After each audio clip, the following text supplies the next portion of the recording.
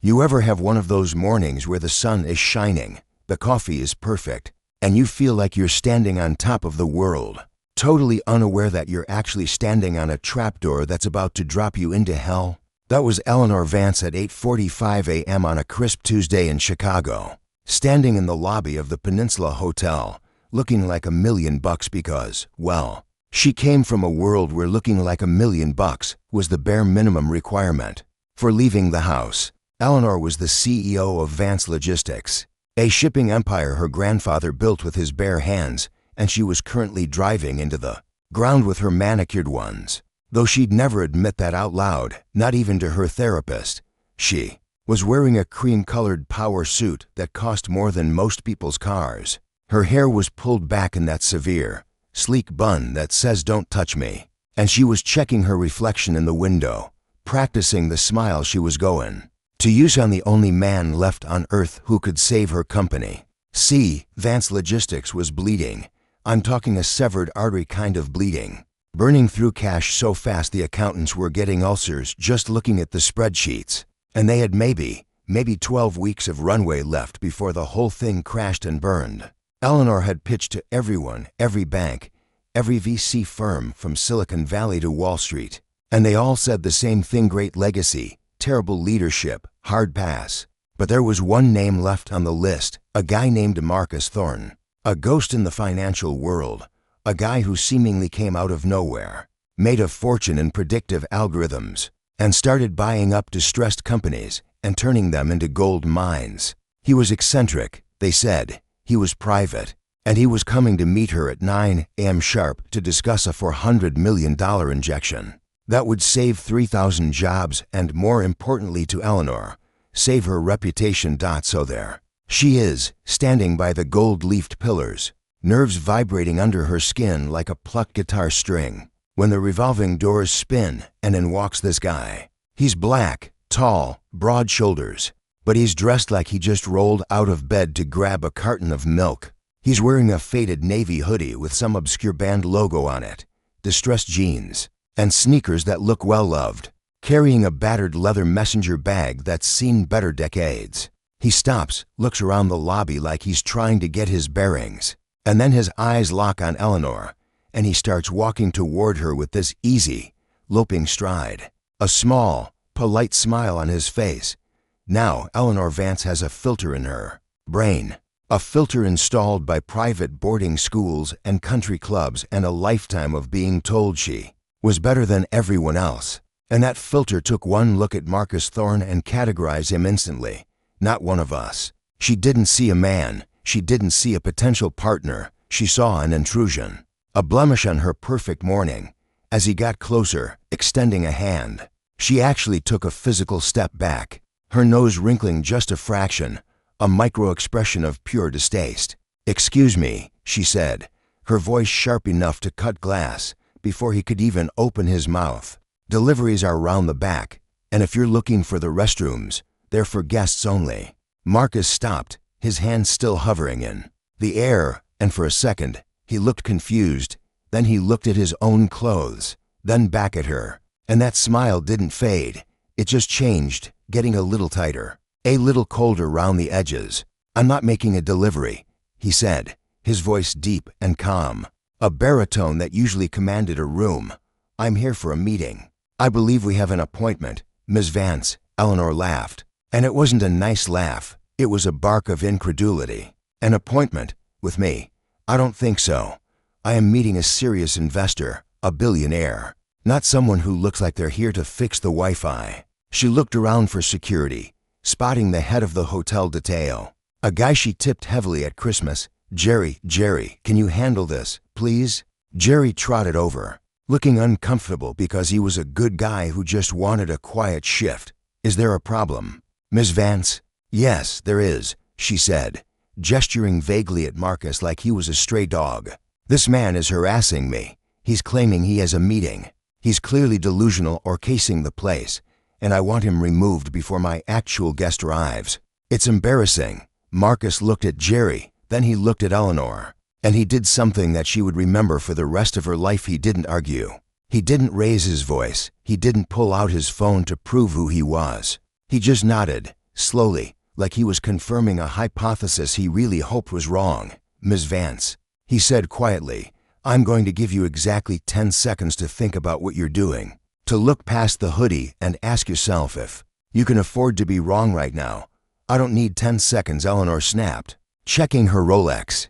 "I need you gone. Now, or I'm calling the police." "Okay," Marcus said. He adjusted his bag on his shoulder. "Okay." He turned to Jerry. "No need to escort me, brother. I know the way out." And just like that, he walked away head high, walking back through the revolving doors and disappearing into the Chicago wind. Eleanor let out a huff of breath, smoothing her jacket. Honestly, she muttered to nobody. The nerve of people these days. She went back to waiting. 9:15 came. Then 9:30. Then 10 o'clock. She called her assistant, frantic. "Where is he? Where is Marcus Thorne?" Her assistant, a poor girl named Sarah who was probably developing an ulcer of her own, checked the logs. "He said he was 5 minutes away at 8:55, Eleanor. He should be there at 10:15. Eleanor's phone buzzed. It was a text from her CFO, a guy named David who was the only person she trusted.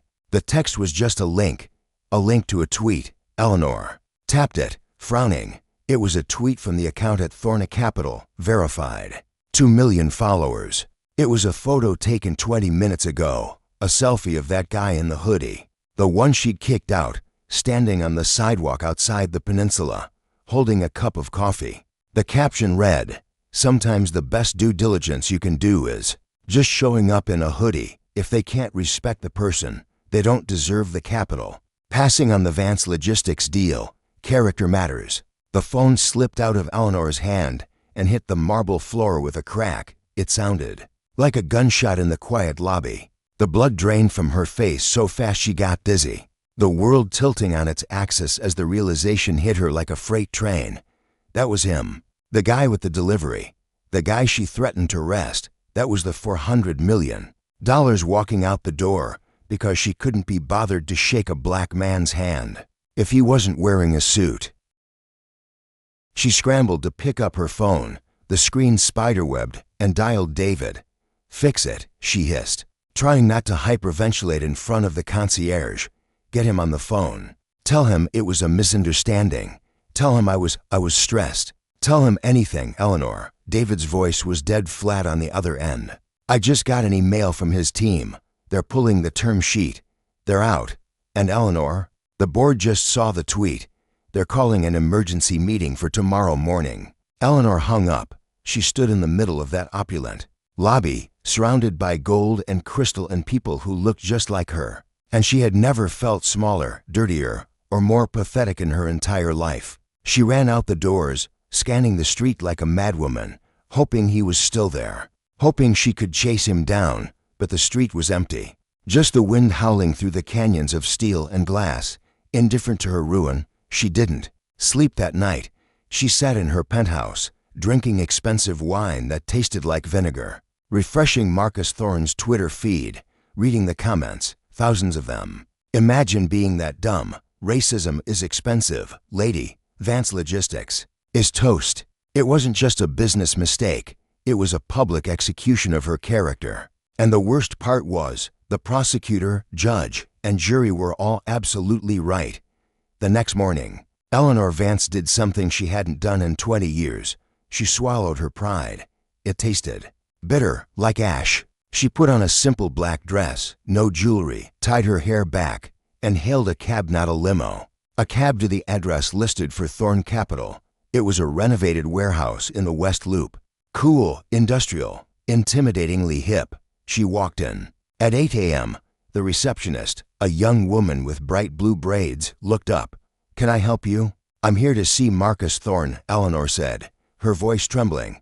"I don't have an appointment, but I'll wait. I'll wait as long as it takes." And she did.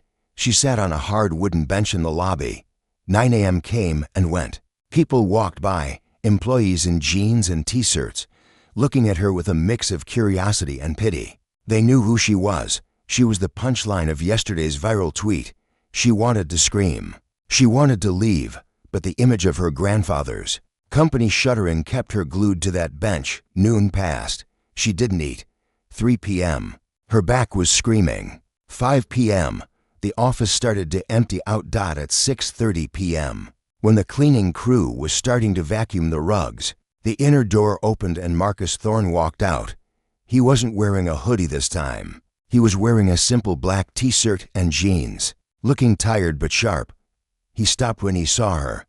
He didn't look surprised. He just looked disappointed. He walked over, stopping a few feet away. He didn't sit down. "Ms. Vance," he said, "you've been here all day."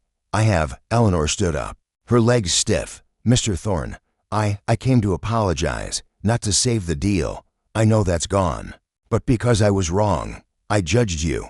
I was rude, and I was prejudiced, and I acted like a person I don't want to be." Marcus studied her face, looking for the lie, looking for the PR spin. "You didn't know who I was." He said simply no. Eleanor admitted, "I didn't." "And that's the problem," Marcus said, his voice dropping an octave, leaning in. "If I had been a white guy in a hoodie, you might have thought I was Zuckerberg. You might have thought I was a genius eccentric, but you saw a black man in a hoodie and you saw a threat. You saw the help. You saw someone beneath you. That's not a mistake. Eleanor, that's a worldview." Eleanor flinched. Tears pricked her eyes, hot and humiliating. "I know. God, I know. And I am paying for it. The board is firing me tomorrow. I'm losing the company my grandfather built. I'm losing everything." Marcus looked at her, really looked at her, and for a second, the steel in his eyes softened just a fraction. He sighed, rubbing the back of his neck. "Look, I'm a capitalist, Eleanor. I like making money. Your company has good bones. It has great logistics networks. It's failing because leadership is detached from reality. You're detached." She whispered. "I think reality just hit me pretty hard." "I'm not going to give you the money," Marcus said. Eleanor's shoulders slumped. "But," he continued, holding up a finger, "I will buy the debt. I will take a controlling stake in Vance Logistics. I will save the 3,000 jobs. But there are conditions. Brutal conditions. Anything," she said. "One," Marcus ticked off a finger. "You resign as CEO. Immediately. You stay on the board, non-voting member, strictly advisory. Done." She nodded. Double quotes to. "You personally fund a diversity and inclusion program for the company. And I don't mean some HR slideshow.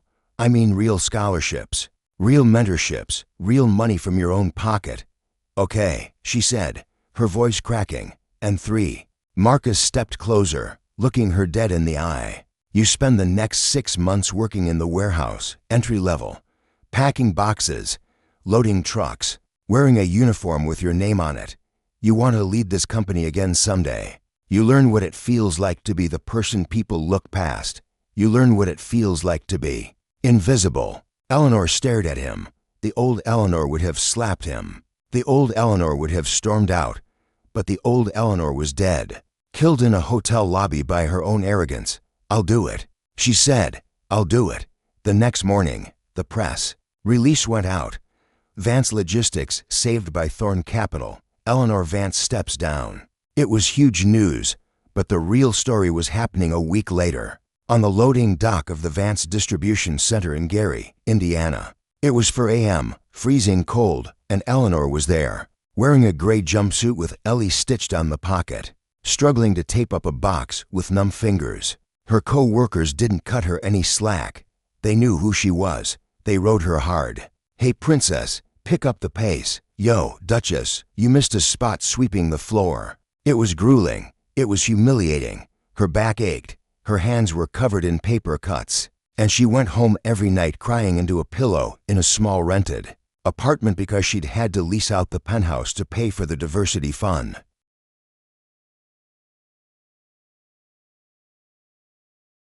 But something strange happened around month 3. She stopped crying. She started getting faster at packing. She started learning the names of the guys on the line. Jose, who had 3 kids and a sick wife. Big Mike, who was studying engineering. At night, Sarah, who walked 2 miles to work because her car broke down. She started to see them, not as employees, not as overhead, but as people. One lunch break, she was sitting on a stack of pallets eating a sandwich she made herself, and Big Mike sat down next to her. He handed her a bottle of water. "You're getting better, Ellie," he grunted. "Didn't slow us down today." "Thanks, Mike." She smiled, and it was a real smile. Dirt smudge on her cheek and all. "That means a lot. You know." Mike chewed his apple. Thoughtfully, "We hated you when you started. Thought it was a stunt. But you show up, you work, you don't complain. That earns respect around here. More than the suit ever did." That night, Eleanor went home and looked in the mirror. She looked tired. She had bags under her eyes. She had a broken nail. But for the first time in years, she liked the person looking back. 6 months flew by. At the end of her sentence, Marcus Thorne called her into his office. He was sitting behind his desk, looking at a report. "I got your supervisor's evaluation," he said, not looking up. Eleanor held her breath. "And he says you're the best packer he's had in 5 years. Says you reorganized the loading flow and increased efficiency by 15%. Marcus looked up, a hint of a smile playing on his lips. "Not bad for a debutante." "I learned a lot," Eleanor said quietly. I learned that I knew nothing about my own company. I learned that the people doing the work are the ones who matter." "Good," Marcus stood up. "Because I'm reinstating you." Eleanor blinked. "What?" "I'm putting you back in as CEO. Interim basis. Let's see if you can keep this up." "Why?" she asked. I thought I was done. Everyone deserves a second chance, Eleanor." Marcus walked around the desk and extended his hand, the same hand she had refused to shake 6 months ago. "If they do the work, if they actually change, you did the work. Now, go run your company. And for God's sake, give Mike a raise. The guy is saving us a fortune in engineering ideas." Eleanor took his hand.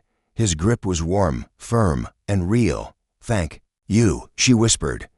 "Thank you for not letting me get away with it." She walked out of that office a different woman. She went back to Vance Logistics. But she didn't go back to the ivory tower. She moved her office to the ground floor, right next to the break room. She knew everyone's name. She shook everyone's hand. And when investors came to visit, she didn't care if they wore suits or hoodies or spacesuits. She treated them with dignity. Because she knew, better than anyone, how quickly the tables could turn. Years later, people would ask her about the turnaround of Vance Logistics, about how she transformed a dying dinosaur into a modern, human-centric powerhouse. They'd ask her for the secret to her success. And she would always smile, touch the small scar on her hand from a packing tape dispenser, and say, "The secret is simple. You have to be willing to shake the hand that doesn't look like yours. Because you never know who's holding the lifeline you need." But here's the thing that sticks with me, and I want you guys to really think about this. Eleanor got a redemption arc because she had a billionaire force her into it. She had to be broken to be fixed. But how many of us walk around with those same filters, judging people on their shoes, their clothes, their skin color, deciding who matters and who doesn't in a split second? We do it at the coffee shop, in traffic, at the office. We don't all get a Marcus Thorne to check us. We have to check ourselves. So the next time you see someone who doesn't look the part, take a beat. Drop the filter. Because you might be looking at the next genius, the next savior, or just a human being who deserves respect. And if you don't, well, you might just find yourself locked out in the cold, watching your future walk away in a pair of beat-up sneakers. What would you have done if you were Marcus? Would you have given her a second chance? Or would you have let her sink? Let me know in the comments. And remember, treat the janitor with the same respect as the CEO. You never know when they might switch places.